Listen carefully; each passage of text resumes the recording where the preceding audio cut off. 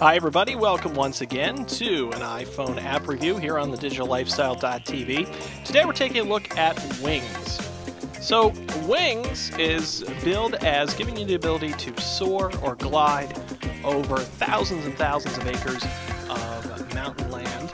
And we'll take a look here at the interface first. Down here in the center you've got these 4 buttons indicating the 4 seasons.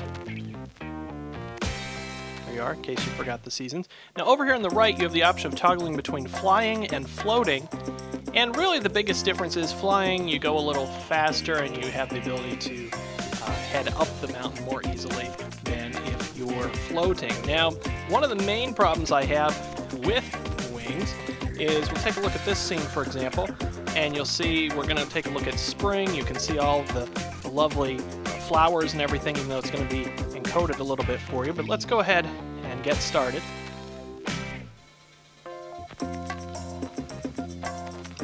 Now, you'll notice compared to that screen we were just looking at, that the actual terrain in spring is much flatter and far less defined than you may have expected, given what it looked like in the preview picture.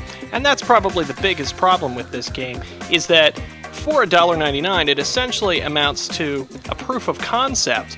And this is the extent of the game, is to float around or fly around this mountain range in the 4 seasons, which could have potential if there was more detail in the mountain ranges, for example.